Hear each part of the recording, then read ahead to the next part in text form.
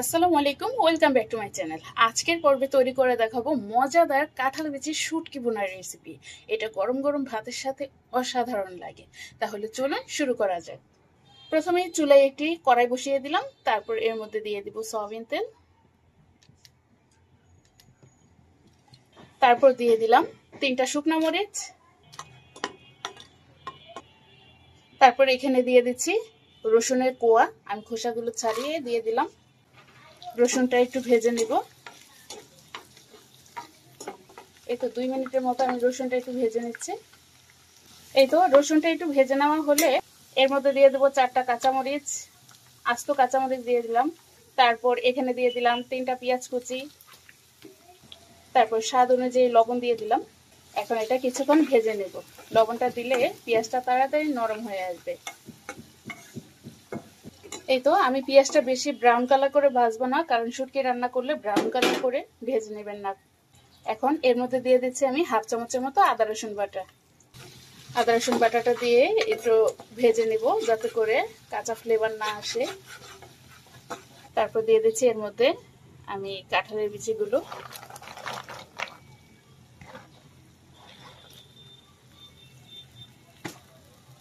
দিয়ে দিচ্ছি এখানে 4টা চেপা শুটকি।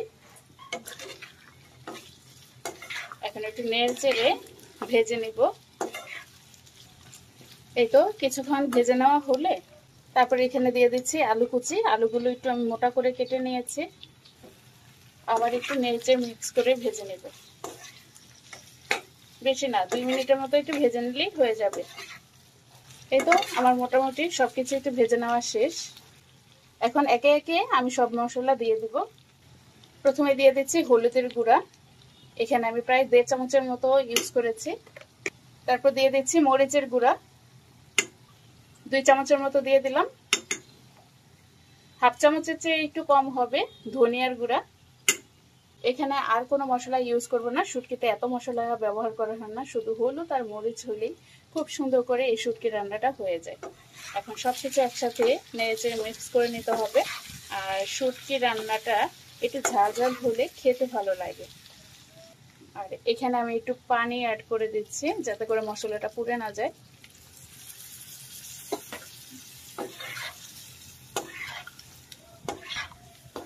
এখন এটা ঢাকনা দিয়ে ঢেকে কষিয়ে নেব। এই তো কিছুক্ষণ পর ঢাকনাটা উল্টিয়ে দিচ্ছি।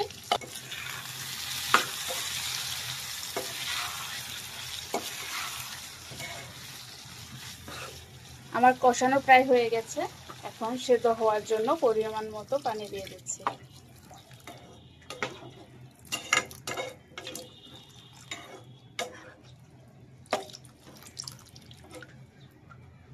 তারপর ঢাকনা দিয়ে ঢেকে এটা সিদ্ধ হওয়ার আগ পর্যন্ত আমি রান্না করব।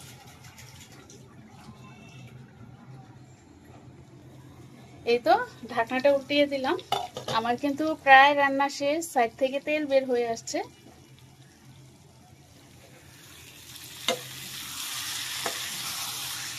আমি মাঝে কয়েকবার ঢাকনা উল্টিয়ে নেড়ে চেড়ে দিয়েছি। এর মধ্যে আমি কিছুটা ধনিয়া পাতা দিয়ে দিচ্ছি। আপনারা চাইলে ফ্রেশ ধনিয়া পাতাটা দিয়ে দিতে পারেন। তো এখন সবকিছু একসাথে ভালো করে মিক্স করে নিচ্ছি। আমার সবকিছুই একদম পারফেক্ট ভাবে সিদ্ধ হয়ে গেছে। এই তো আমার রান্না শেষ। দেখতেই পাচ্ছেন মাশাআল্লাহ কতটা যে সুন্দর লাগছে। এটা দেখতে যতটা লোভনীয়, গরম গরম ভাতের সাথে খেতে এক কথায় দুর্দান্ত। তো আপনারা এভাবেই তৈরি করবেন, ইনশাআল্লাহ অনেক অনেক ভালো লাগবে আশা করছি। তো ধন্যবাদ সবাইকে এতক্ষণ সাথে থাকার জন্য। সবাই ভালো থাকবেন। আল্লাহ হাফেজ।